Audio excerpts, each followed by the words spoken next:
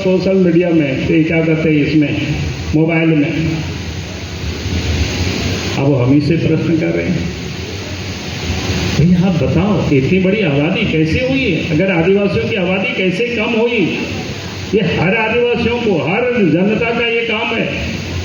तुमने कहा कि भाई आज तो देश दुनिया में अगर एक जानवर भी कम हो जाती है, गिद्ध कम हो जाते हैं, कौवे कम हो जाते हैं, शेर कम हो जाते हैं, तो दुनिया भर के साइंटिस्ट चिंतित होते हैं, उस पर रिसर्च होता है। भाई आखिर ये आबादी कैसे घट रही, कारण क्या है? उन कारणों को ढूंढता है और उसको ठीक करने की कोशिश होती है। और यहाँ तो इतनी बड़ी मानव समुदाय है जिनकी अस्तित्व आज खतरे में, और उसको कोई समझ नहीं रहे। कौन समझाएगा? ये दूसरे लोग नहीं करेंगे, क्योंकि तो वोट की राजनीति करते हैं, तुष्टीकरण की राजनीति। अफगानिस्तान से जो शरणार्थी को ला करके बसाए, तो उन लोगों को ट्रक में बोझ करके सीमा पार करवाए। तो भारतवर्ष में इनको क्यों दर्द होता है? नहीं, इसका मतलब है कि वो लोगों को बनाते हैं वोटर, और वोट की वो राजनीति करते हैं। तो ये बातें हमें समझना पड़ेगी, नहीं तो आप देखेंगे आने वाले कल मुखिया भी वही बनेंगे, सरपंच भी वही बनेंगे, विधायक भी वही होंगे, सांसद भी वही होंगे।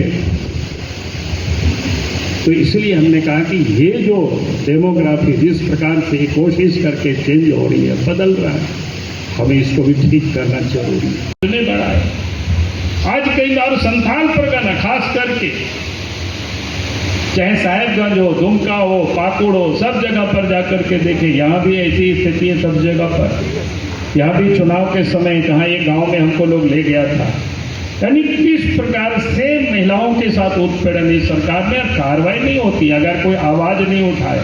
आवाज भी साधारण आवाज पर तो कोई कान में कोई जू तक नहीं रखती है सरकार को, तो आवाज भी जोरदार आवाज उठानी पड़ती है।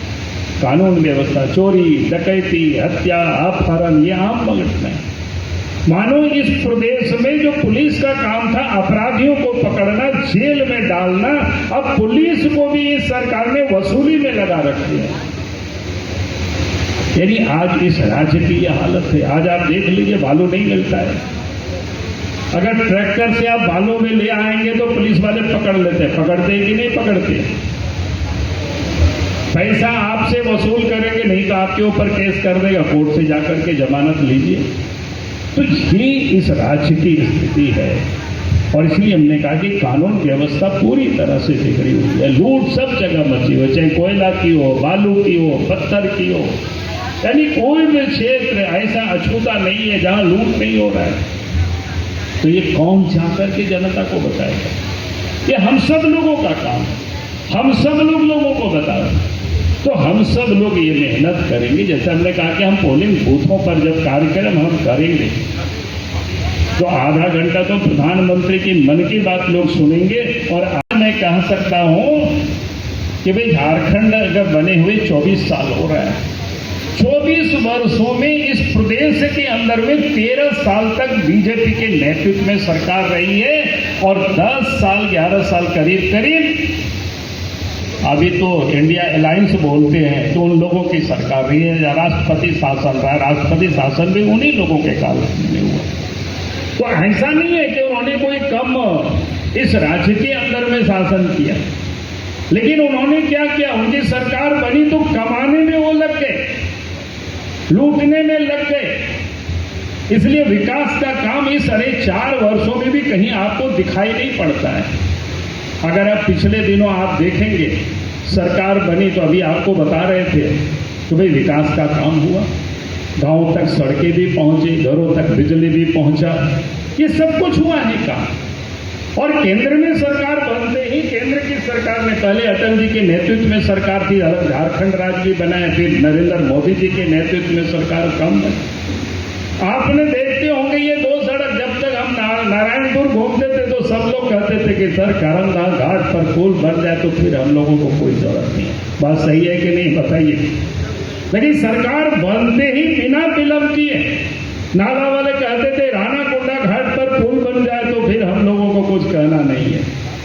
ये अलग विषय है कि फिर उस बात को लोग भूल जाते हैं, फिर नई समस्या पैदा हो जाती है क्षेत्र में।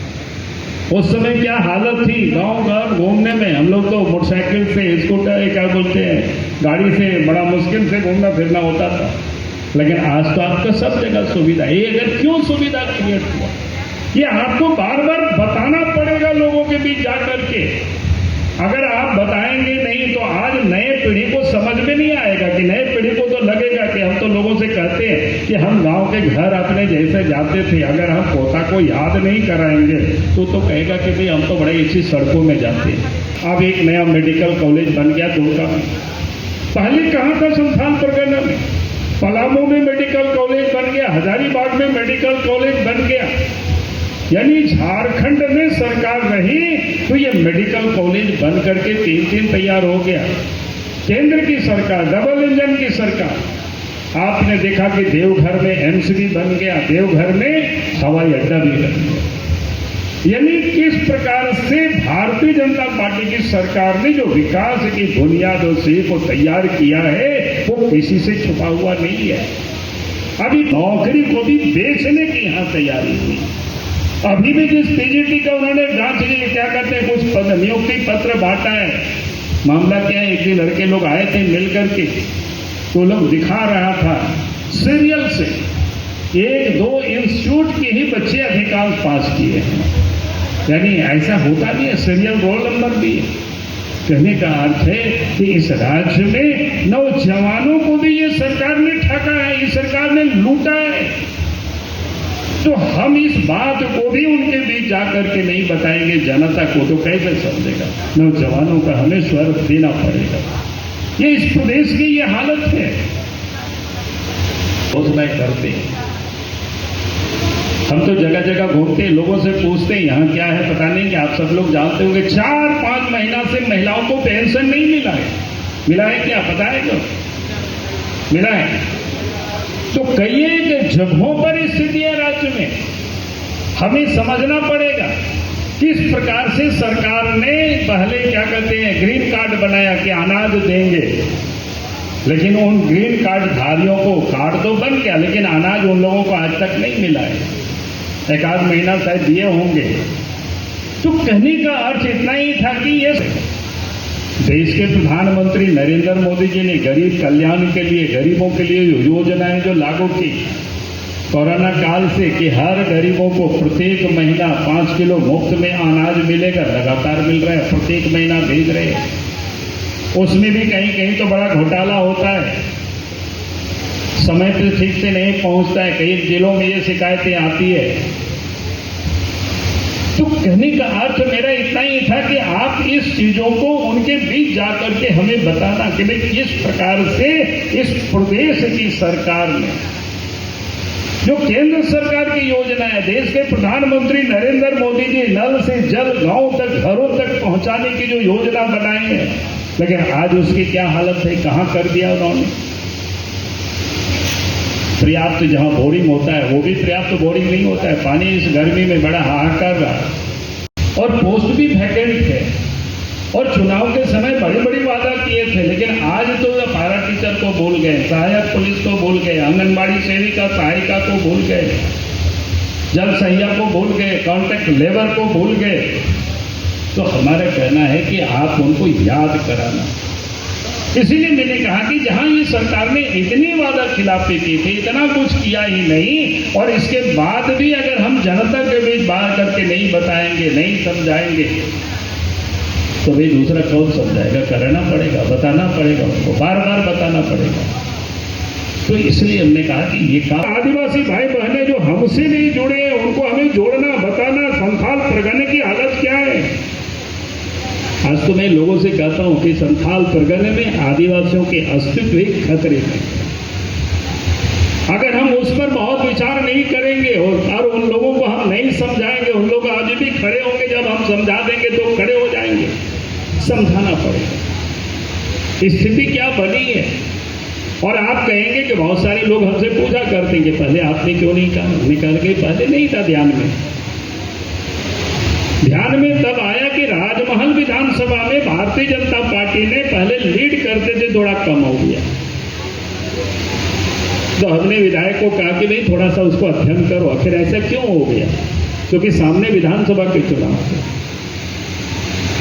तो एक बात का तो पता चल गया था कि चुनाव के दिन के 20,000 लोगों की मतदाता सूची से नाम को हटाया गया था, और वो जितना भी हटा नाम था वो भारतीय जनता पार्टी से जुड़े हुए लोग थे, भारतीय जनता पार्टी को वोट देने वाले थे। तो एक तो ये ध्यान में आया कि 20,000 मतदाता अपने आप में बहुत बड़ी संख्या होती है। अगर 20,000 मतदाता की संख्या अगर उसमें जुड़ा रहता तो वहां भारतीय जनता पार्टी 20,000 मतों से लीड करती। और दूसरा क्या हुआ, 50,000 मतदाता को नए वहां जोड़ा गया जो बीजेपी के अगेंस्ट के वोटर थे। अब ये बड़ा चिंता का इतना वोट बढ़ गया, तो हमने कहा यार उसको थोड़ा और अध्ययन करो कि कैसे हुआ है, बूथ वाइज देखना है। और आपको आश्चर्य होगा जब पोलिंग बूथ के हिसाब से उसको हिसाब लगाया गया तो एक एक बूथ में 123% मतों की वृद्धि हुई है। और वो लगभग 55-70 ऐसे बूथ है। इलेक्शन कमीशन को दिया गया लिख करके कि भाई आप जांच कराइए। अब 123%, 19 में जो मतदाता थे और 24 में 5 वर्षों में इतनी बड़ी बढ़ोतरी नहीं होती है, मुश्किल से 10% बढ़ सकता है। हाँ, वहां बढ़ता है जहां कोई नया कल कारखाना लग गया, अचानक से किसी बूथ में बहुत सारे लोग वहां काम करने आ गए तो बढ़ सकता है, लेकिन ऐसे बढ़ा कैसे? तो कहने का अर्थ है कि आज जिस प्रकार से ये षड्यंत्र चल रहा है, अगर हम इसको नहीं समझेंगे तो धीरे धीरे हमने कहा कि उसके बाद मैंने कहा कि थोड़ा और अध्ययन करो यार संथाल परगना की क्या स्थिति है। और जब मैंने उस पर अध्ययन कराया तो आपको भी बड़ी चौंक जाओगे।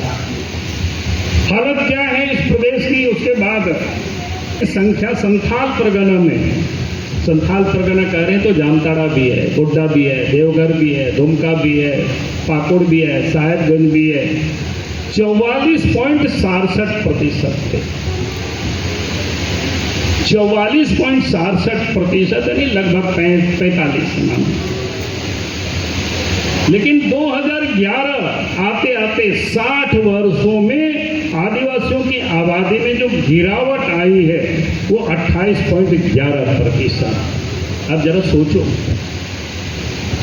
अब झांकर के उनको बताओ भाई बेचारे वो सोए हुए हैं, बाल बच्चों में लिपटे रहते हैं, गरीब है, यहां वहां खाते हैं, उनको पता नहीं है आने वाला कल क्या होने वाला है उनके साथ। और उसके बाद मुस्लिम आबादी उस समय 9.44% थे, यानी 9.5%। आज उनकी आबादी 22.73% हो गया है 60 वर्षों में। आप सोच लीजिए कितना, 7.5 गुना की आबादी उनकी बढ़ी है। और अदर जो पॉपुलेशन है उसके बाद जो शेष लोग बचते हैं उस समय 45.9% थे, करीब करीब 46% आबादी थी। 60 वर्षों में 49.2%, यानी मुश्किल से 60 वर्षों में 3% की वृद्धि हुई है। यह संकट है कि नहीं है बताइए। और उन आदिवासी भाइयों को बताओ कि भाई आने वाला कल में जो रिजर्वेशन भी जो आपको मिला हुआ है आबादी के प्रोपोर्शनेट संविधान में, चाहे विधानसभा चाहे लोकसभा चाहे सरकारी सेवा में, और आने वाले कल में विधानसभा भी नहीं जीत सकोगे, लोकसभा भी नहीं जीत सकोगे। अगर इस संकट को आप नहीं जानोगे, नहीं पहचानोगे, तो हम कहेंगे कि आप जब बूथ स्तर पर जाएंगे तो उनको जरूर बताना ताकि वो जाने। अगर वो नहीं जानेंगे तो फिर बड़ा मुश्किल होगी। और इसलिए मैंने सरकार से कहा है कि भाई एसआईटी सरकार गठित करे। आखिर आदिवासियों की पॉपुलेशन इतना कम कैसे हुआ, किन कारणों से हुआ? और इसलिए हम लोग कहते हैं कि सामान्यतया बाकी कारण तो जब एसआईटी गठित होगी, जांच होगी तो पता चलेगा, लेकिन सामान्यतया कारण क्या है कि बांग्लादेश और बंगाल का बॉर्डर सटा हुआ है और उधर से धीरे धीरे माइग्रेट करते हैं। ये आज यहाँ आया, कल वहां गया, ऐसा करते करते किसी का राशन कार्ड बन गया, वोटर लिस्ट में नाम आ गया। और फिर डेमोक्रेसी में क्या है, अगर डेमोग्राफी बदल गई तो डेमोक्रेसी वो आपको हाईजैक कर लेगा। लोकतंत्र में तो वोटों की गिनती होती है ना। अगर हम आज संभल नहीं गए, आज हमने सरकार को मजबूर नहीं किया तब तो फिर हम चुनाव लड़ते रहेंगे, फिर जीते नहीं पाएंगे। जिस ढंग से एक षड्यंत्र करके सोचे समझे जो ये डेमोग्राफी बदल रही है,